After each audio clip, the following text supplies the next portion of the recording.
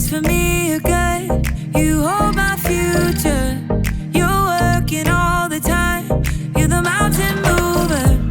From sunrise to sunset, till the sun comes back up again. You're by my side.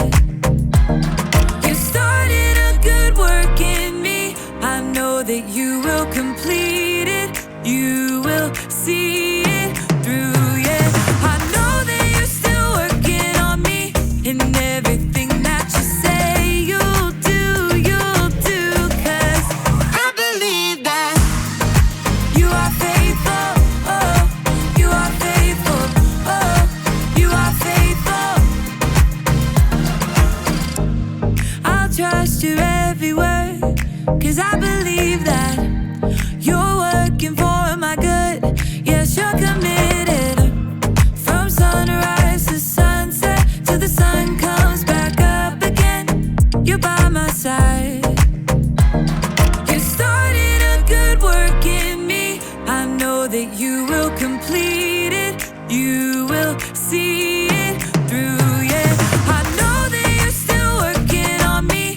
And everything that you say you'll do, 'cause I believe that you are faithful, oh, you are faithful, oh, you are faithful.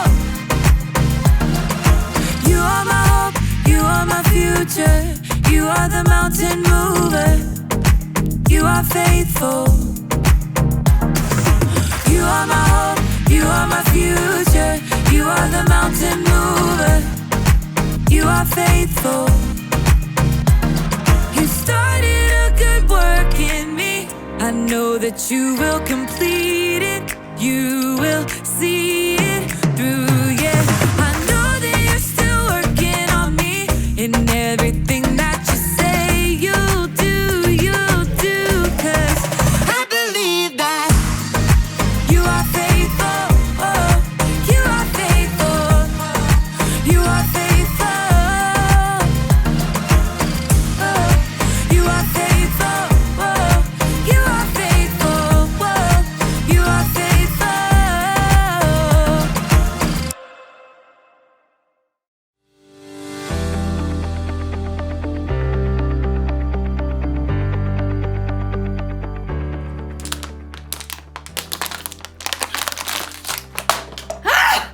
Hey everyone! I'm Erica, and I just ran a 5K race this afternoon! I didn't win, but I also didn't give up. I made it all the way to the finish line, so it's time to celebrate! Yeah! Oh man, I have been training all month for this race, so it has taken a lot of commitment. Commitment is making a plan and putting it into practice. I made a plan, and I practiced a lot. All that running.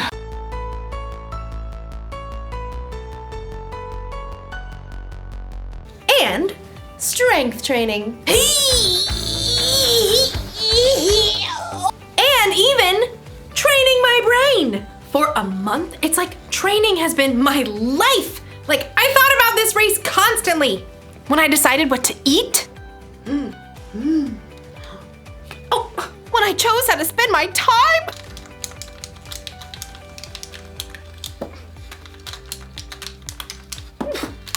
From morning until night, I kept my mind on the race. That's what you gotta do when you truly commit to something. Like, you've gotta live like it's important to you. Today's story is about a woman who lived her whole life that way. I'll see you when you get back. I've gotta get this party started!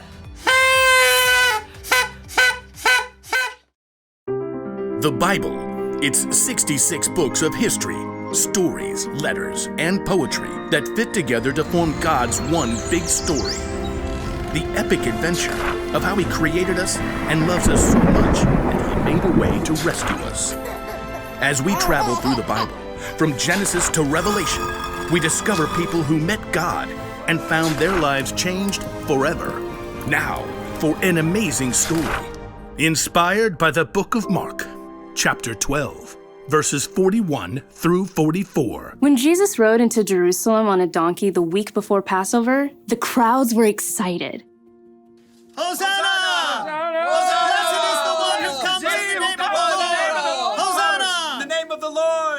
But the religious leaders were not. He's turning the world upside down.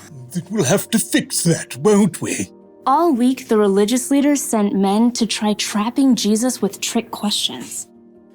Teacher, is it right to pay taxes to Caesar? Every time, Jesus gave a wise answer that caught them off guard. Give back to Caesar what belongs to Caesar, and give back to God what belongs to God. Jesus knew the religious leaders were so puffed up with pride, they didn't want people to listen to anyone else. Jesus even warned the crowds about them. Watch out for the teachers of the law. They love to have the most important seats. They take over the houses of widows. They say long prayers to show off. One afternoon, Jesus and his disciples visited the temple. They sat down to rest for a moment across from the box where people came to put money they offered to God. Perhaps the disciples, mostly poor fishermen themselves, were impressed by the rich men giving gifts. Check out his robes. I think they actually might be silk. Jesus watched the rich men dropping handfuls of gold coins into the box. He knew that, like the religious leaders, they were proud to show how important they were. Check this out, world. Money, money, money. Always sunny in a rich man's world. Even though these wealthy men were giving impressive amounts of money, Jesus knew they had so much, this was easy for them. Simply a drop in the bucket. Huh. She looks a little out of place. The next person in line clearly wasn't wealthy. In fact, her patched robe showed she didn't have an extra cent to spare.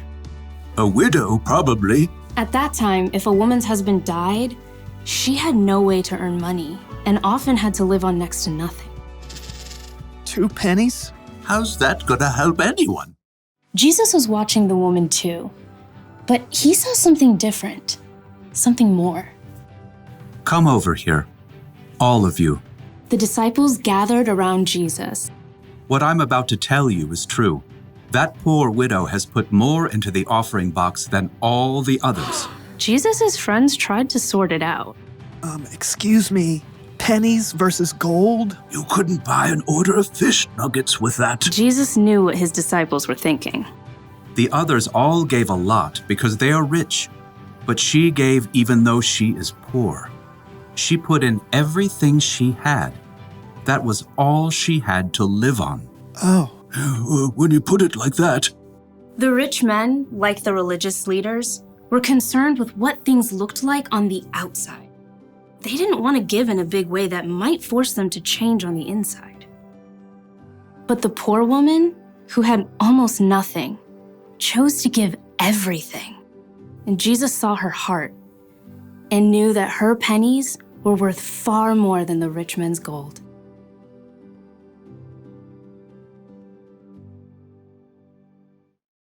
Nobody else thought a poor woman giving 2 small coins was a big deal. But Jesus saw the truth. Other people gave because they were rich. This woman gave everything she had because she was putting her trust in God. She was living for Him. And that's something to celebrate. Woo!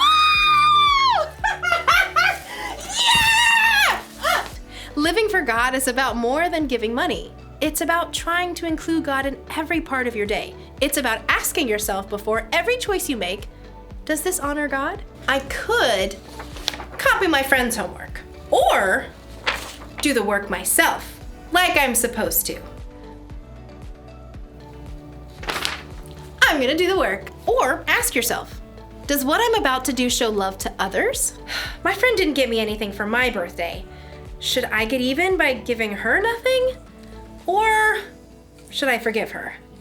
Well, I did already wrap it. She's gonna love it. If you ask yourself those questions, it'll help keep your mind on God. It'll help you think about how Jesus lived and loved others. This probably won't become a habit overnight. That's why the one thing to remember today is this: practice living for God. The more you practice asking yourself, does this honor God? And does this show love to others? The more natural it becomes.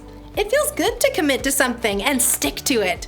I'm glad I committed to running a 5K. I feel stronger and healthier, and between you and me, I think I'm going to start training for another one. But first, we celebrate!